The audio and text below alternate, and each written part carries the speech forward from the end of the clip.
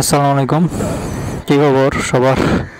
আজকে একটা ভিডিও বানাচ্ছিলাম অকটেন বুস্টার নিয়ে। অকটেন বুস্টার ব্যবহার করলে কি আসলেই কি মাইলেজ বাড়ে?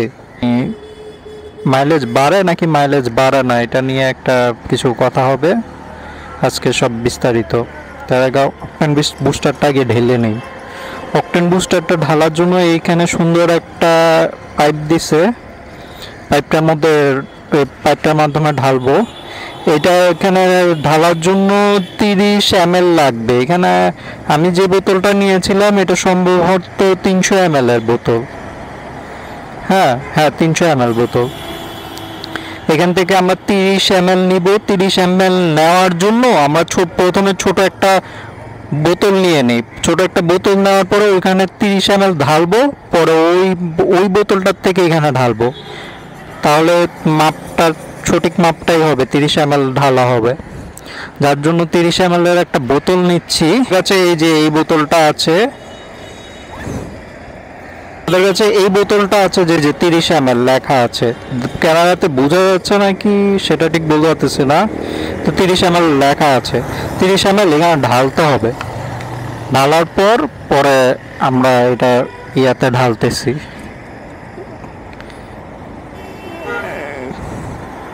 ট্যাঙ্কিতে ঢালতেছি।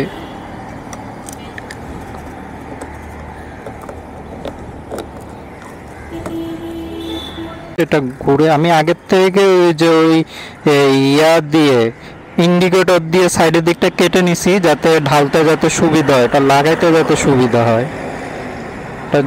এটাতে এমনি লাগানো যাচ্ছে না, আমার মনে হয় এটা খুলে ফেললে সুন্দরভাবে ভালো হয়। এই তো এখন সুন্দরভাবে লাগানো যাচ্ছে। এই যে এইটা একটু রিনে দিছে, এটার যাতে অ্যাডজাস্ট থাকে, এটার জন্য। কিন্তু এটা খুলে নিলে সুন্দরভাবে ঢালা যায়। হ্যাঁ, এখন এটা ঢালার জন্য এই ছোট 30 ml এর বোতলটা নিলাম। বোতলটা ফার্স্টে খুলে তারপর ঢালি। এটা ঢাললাম, বোতলটাতে আস্তে পড়ে যাওয়ার মতন অবস্থা। 30 ml নিলাম, এই বেশি পড়ে গেছে। আরে আবার লক হয়ে গেল নাকি? এই যে ট্যাঙ্কি, আমার ট্যাঙ্কি কিন্তু ফুল করা। হ্যাঁ, এখানে ঢেলে দিলাম। ঢেলে দেওয়ার পরে এটা লক করে দিচ্ছি, লাগাই দিয়ে এটা রেখে দিই। আর ভিডিও যেটা আছে ওটা কন্টিনিউ করি। প্রথমে এই অকটেন বুস্টারটা প্রথমে 3 থেকে 4 বার ব্যবহার করি। হ্যাঁ, 4 বার ব্যবহার করার পরে এটা আমি নিয়েছিলাম হইলো গিয়ে 1 ডজন কিনের মতন কিনছিলাম।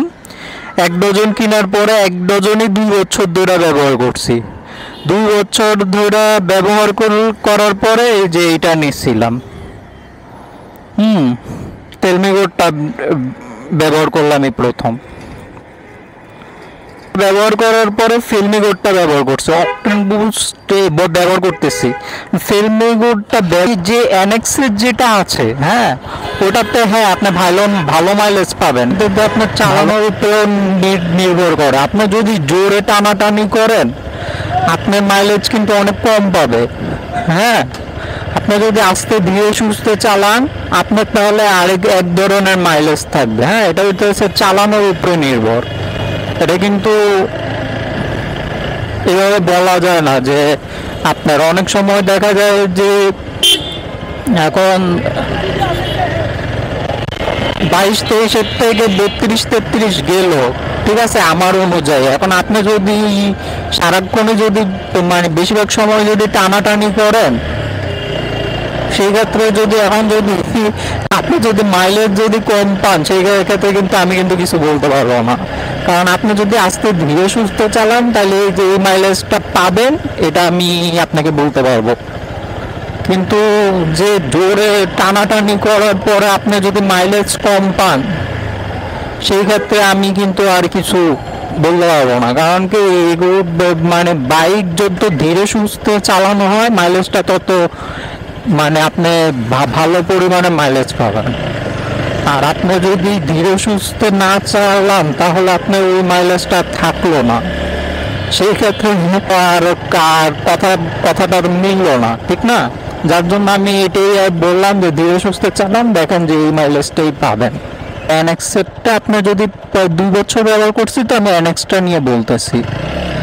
আর যে ফিল্মি কোডটা হইতেছে হলে গিয়ে আমি পরে ডিটেলস আপনাদেরকে বলতে পারবো, কারণ আমি এখন মাত্র ফিল্মি কোডটা ব্যাংকে দিলাম। এর আগে আমি কখনো ব্যবহার করি নাই ফিল্মি কোড অকটেন বুস্টার। অ্যানেক্সেরটা 2 বছর যাবত ব্যবহার করতেছি। অ্যানেক্সেরটার বললাম যে আপনি 22-23 থেকে 32-33 পাবেন মাইলেজ, যদি আস্তে ধীরে যদি চালান। কষ্ট করতেছি কার জন্য? আপনাদের জন্যই তো করতেছে, ঠিক না? একটু কষ্ট করে লাইক সাবস্ক্রাইব করতে রাখবেন। আর অকটেন বুস্টার নিয়ে ভিডিও বানাবো দেখে একটু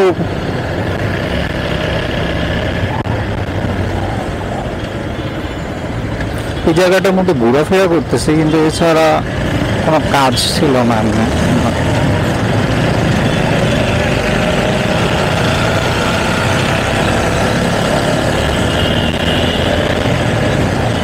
বাইক চালাইতে চালাইতে কই যে চলে আসছি আমারও হুঁশ নাই। আচ্ছা, আজকের মতন এই পর্যন্ত। পরবর্তীতে অবশ্যই আরও একটি ভিডিও নিয়ে আপনাদের সামনে হাজির হতো।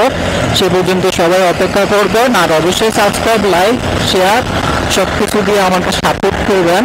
আর আমার চ্যানেলে থাকার জন্য অসংখ্য অসংখ্য ধন্যবাদ। সবাই সুস্থ থাকবেন, ভালো থাকবেন। আসসালামু আলাইকুম।